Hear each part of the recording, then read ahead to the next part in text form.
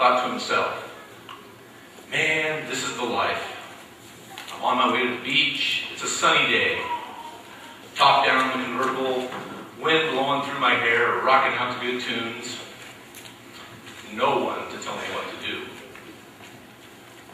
A weekend away from work responsibility, just to lay back and chill. Just me and the wide open road. Alan flashed back to all the problems of the past week. It started on Wednesday afternoon when he got called to the boss's office. Someone had reported Alan stealing from the company. He was seen putting work tools in his car after hours. Alan said that he did indeed put the tools into his car, but he wasn't stealing them. He was just borrowing them to fix a leaky drain that the apartment manager refused to fix. Alan's boss, Mr. Carpenter, said that he understood, but there were procedures in place that needed to be followed. The tools had to be checked out and checked back in good working order and all that type of stuff. Mr. Carpenter said he had no choice, but he had to suspend Alan for 2 days without pay, while they checked into it just to make sure that the tools were indeed returned. And he also had to suspend him for not following company policy. To make matters worse, Mr. Carpenter said that this suspension would go on Alan's permanent work record, which meant that it could be used against him if he was ever up for promotion or anything like that. Alan stormed out of Mr. Carpenter's office. Alan wasn't one to really show his emotions, but he sure let Mr. Carpenter know his displeasure by slamming that door. When Alan got home to his apartment, there was a note on the door from the apartment manager. Of course, there were 2 problems. First, rent was going up next month $100. Second, the apartment complex was fining Alan for doing the work on the drain. Alan ran over to the manager's door and began pounding on it.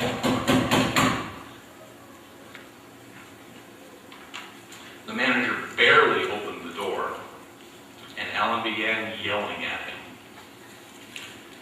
After a few well-placed slurs and put-downs, the manager had had enough and closed the door. Alan continued to yell at the manager, but he did not open the door back up. Finally, Alan gave up, went up to his apartment. As he unlocked the door and entered the living room, he thought that he had been robbed. Most of the furniture was gone. He went into the kitchen and saw a note from his roommate, Sam. Sam had decided to move out and leave town, and of course took all the furniture with him.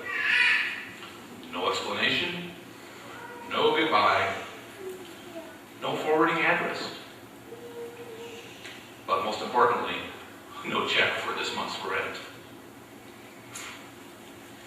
Alan decided that he needed a beer. Can you say beer in church?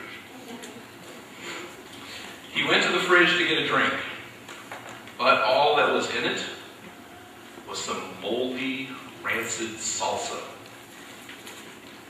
Alan couldn't believe it. It seemed like everything was crashing down around him.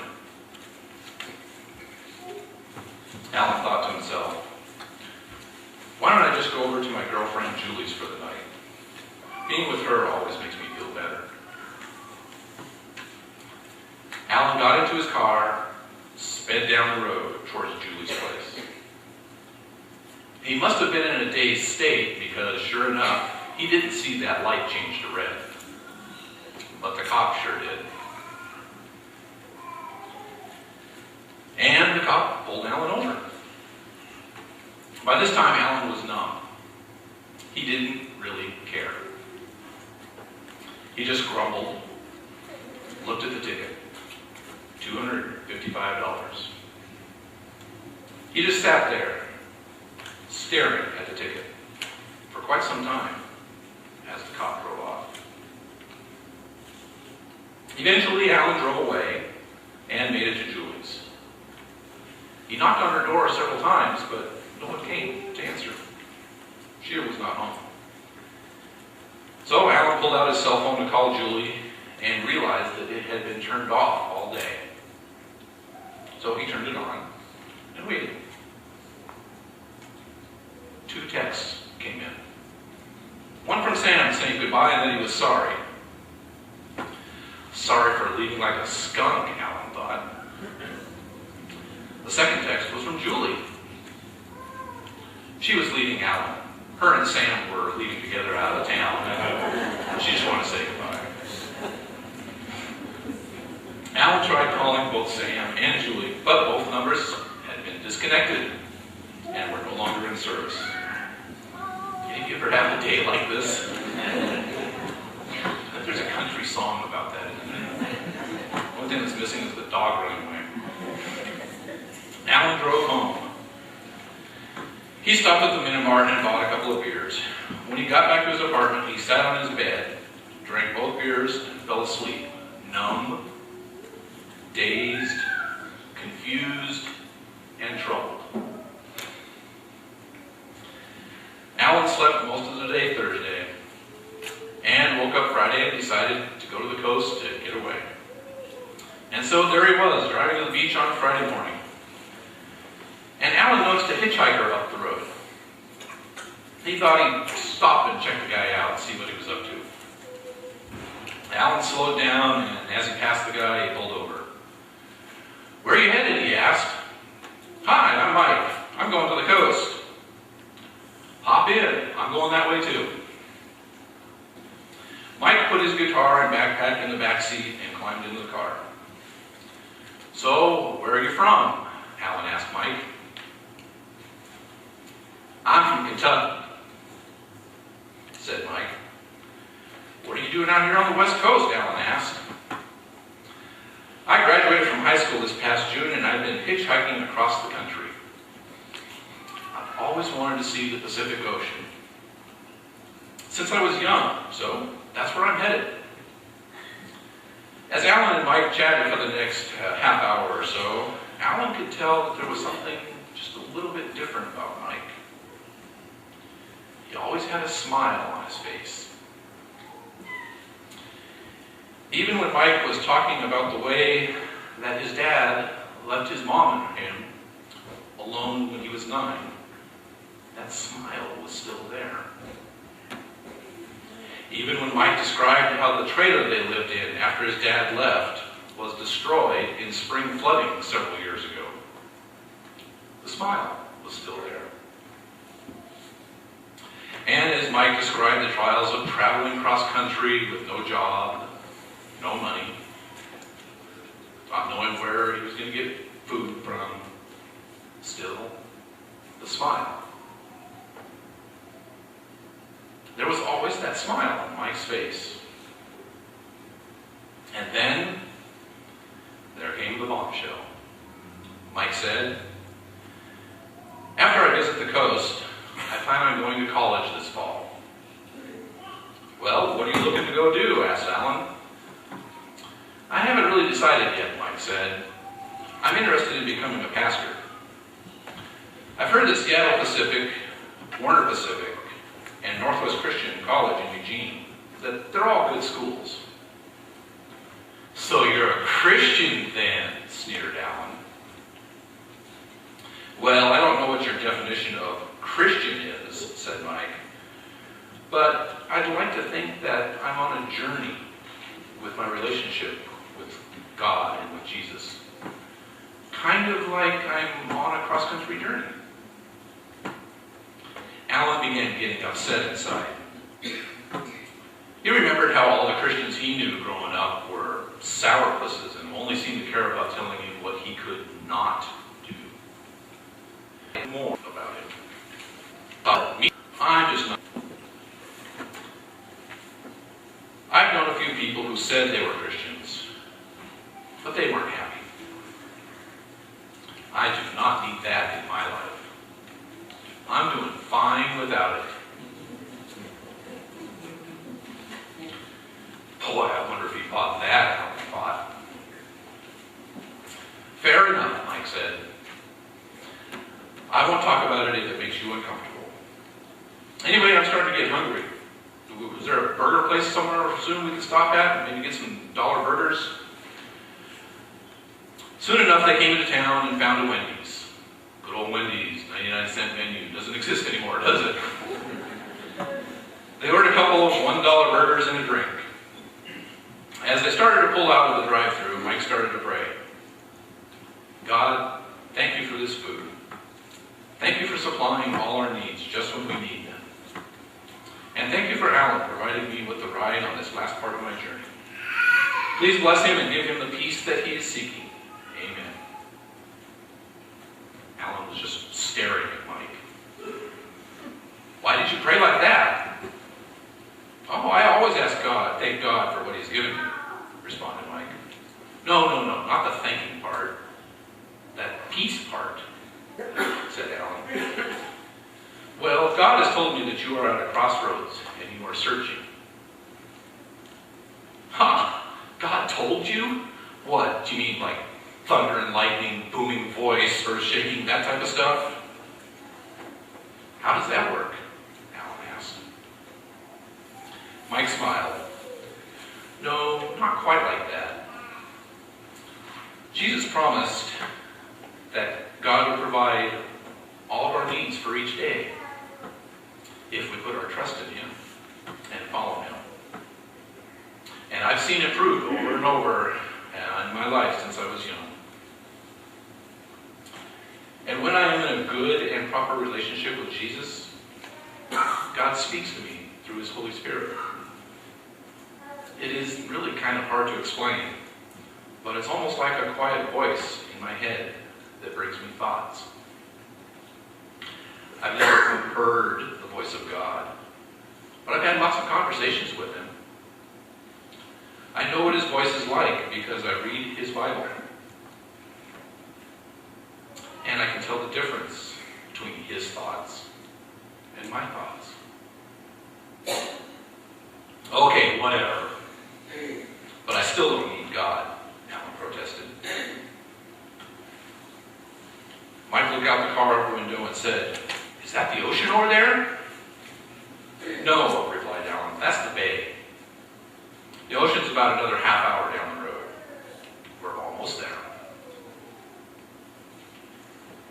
"If you don't mind, I think I'd like to just be quiet as we drive on," Mike said. "I'd like to soak all the sights, sounds, and smells in."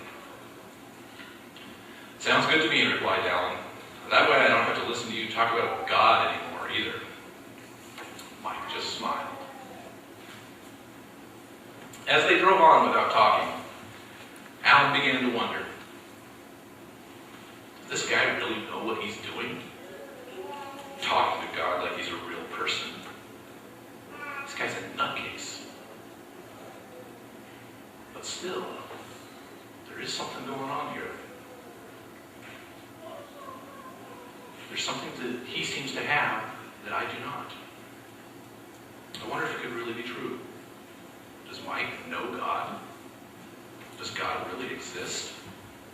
Does God know about me? Could he actually care about me? Okay, God, I'm going to give you a try. If you really exist, give me a sign.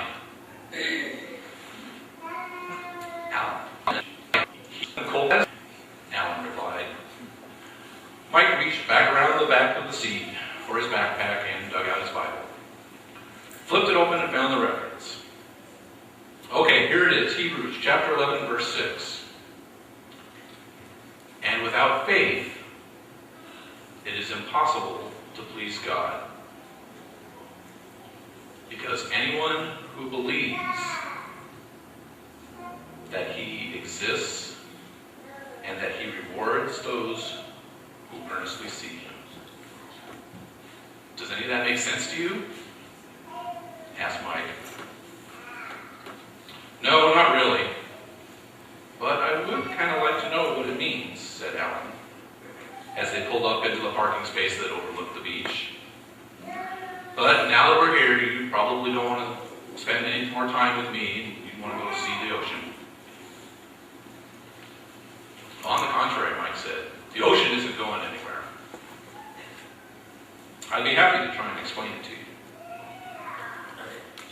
Alan, the only way that you can come to God is through Jesus. And you have to believe that Jesus was indeed a real person, that he lived, that he died, and that God sent him as his one and only Son. That's the faith part. Because none of us are good enough to get into heaven on the merits of our own deeds, Jesus came to the earth and died to pay the price for my sins and yours. Believing in Jesus is the only way to get to heaven, which is where God is at. And that's the reward part. Once you have the faith to believe in Jesus, you can give your life to him. As they made their way onto the beach, there were a few couples here and there. There were the usual seagulls floating about. There was a group of teenagers over there playing some touch football. Another group over there setting up a bonfire. Mike put his guitar and backpack down on the sand gently, then ran into the waves and splashed around in the cool ocean water just like a little kid. Alan just watched and wondered, could there really be something to this Jesus stuff? Mike sure does seem happy to have it all together. Mike was motioning for Alan to come into the water, but Alan just waved him off. Alan sat on the beach for a while and got lost in thought, so he didn't even see Mike get out of the water. "Man, I wanted to do that my whole life," said Mike. Alan started a lip. "What? Oh, yeah. You look like you were having fun." Mike pulled a small torn-up towel out of his backpack and dried himself off the best he could. Mike then pulled out his guitar and started playing some songs. Alan didn't recognize any of the tunes or the music or the words, but the words were somewhat intriguing. Lyrics like, "Our God is an awesome God,"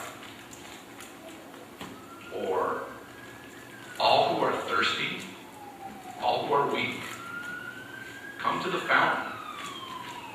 Dip your heart in the stream of life." As Mike was singing another song, "You stay the same through the ages.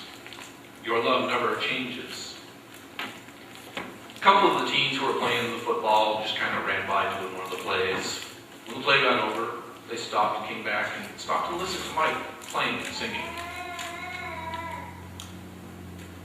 Alan noticed that the teenagers seemed to be kind of lip-syncing along with what Mike was singing.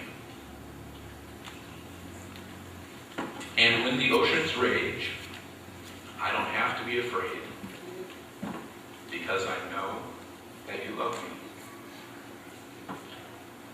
Your love never fails." Alan wondered how these teenagers could know some random song that Mike was playing. As Mike started another song, some more of the teens came over and listened. "You're rich in love. You're slow to anger. Your name is great, and your heart is kind." Alan couldn't believe what was going on. It seemed that Mike was playing songs that these random strangers knew, but he didn't. And they were singing along with and enjoying them. As Mike finished that song, someone spoke up and said, "Hi, my name is Kurt. I'm youth pastor with First Church of God. Where are you guys from?" Mike spoke up. "I'm Mike, and this is Alan. I'm from Kentucky." Kurt asked Mike, "Would you mind coming over to the bonfire and playing some more songs for our group? We've got some hot dogs and colas if you're interested." Mike turned to Alan and asked, "What do you think, Alan? Interested in more?" Alan simply replied, "Whatever."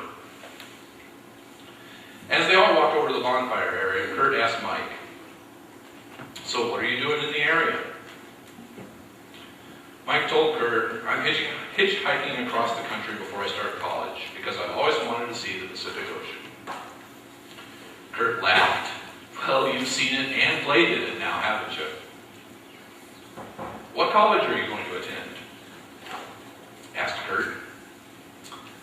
Mike said, I'm not sure yet, but I've heard about Seattle Pacific and Warner Pacific and Northwest Christian. Kurt said, cool, I graduated from Warner. Would you like a tour of the campus and maybe meet an admissions counselor? Mike said, that would be wonderful. Turned to Alan and said, see, Alan, God is answering my prayers and leading me.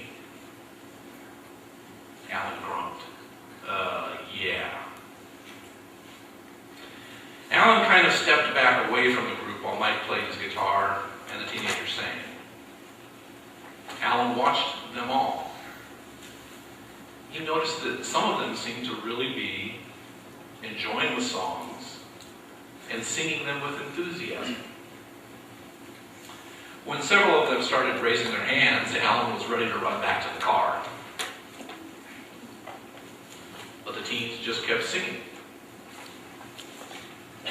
They seemed to be filled with such emotion and joy as they sang about this God that Mike had told Alan about.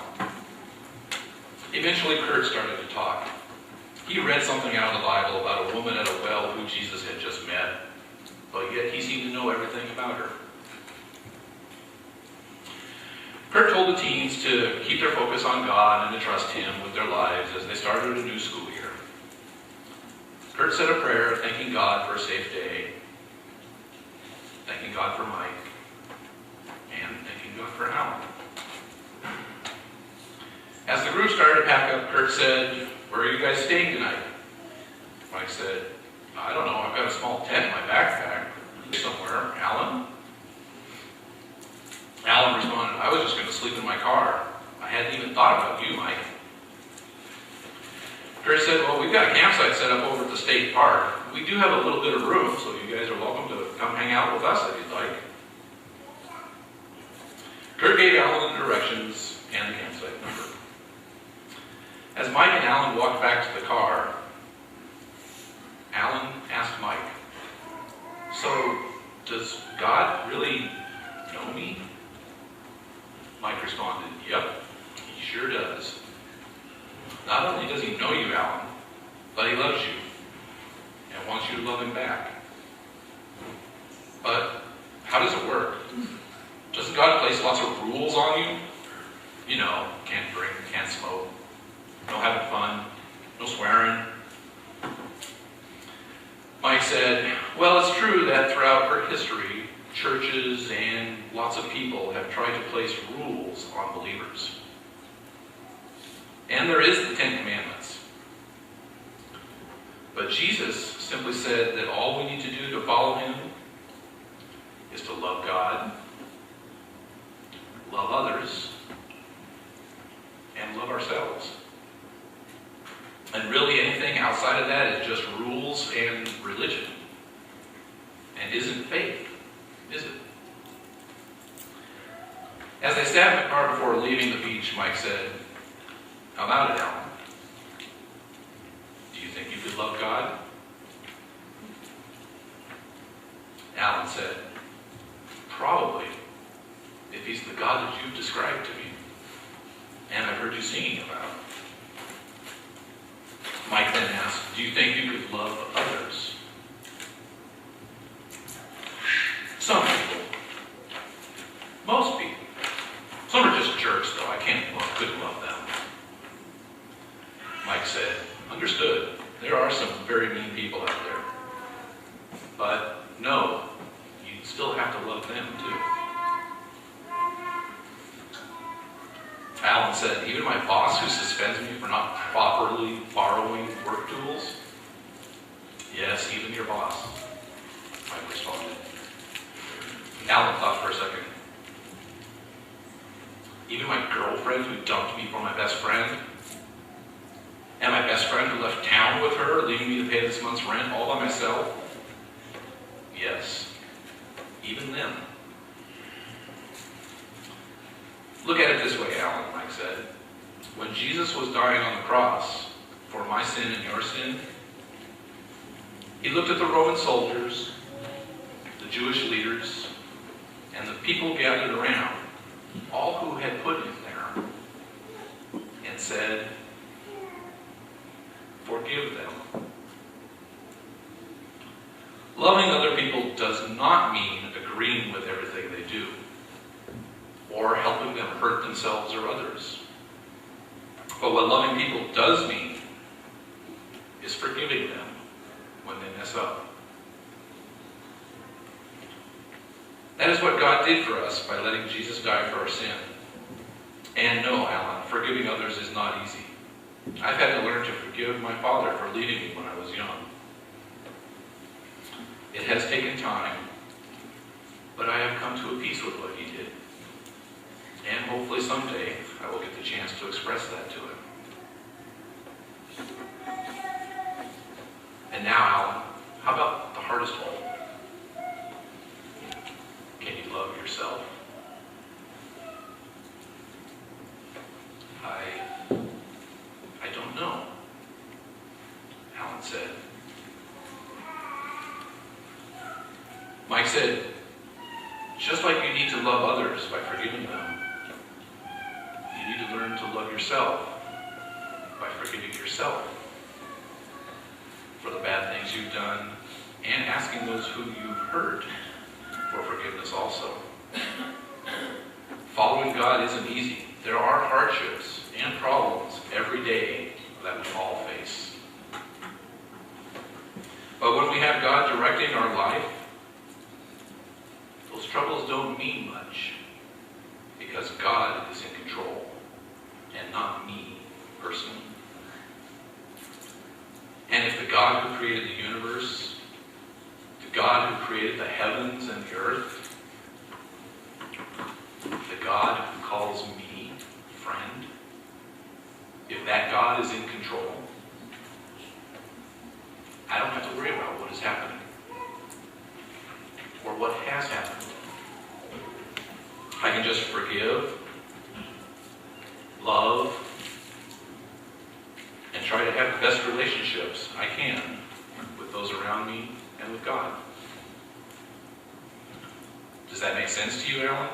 Mike asked. Well, I have to admit, Mike said, I don't understand it all. It does make some sense to me. And with that, Alan and Mike drove off to the campground. So now I ask you those same three questions. Can you love God? Can you love others by forgiving them? And can you love yourself?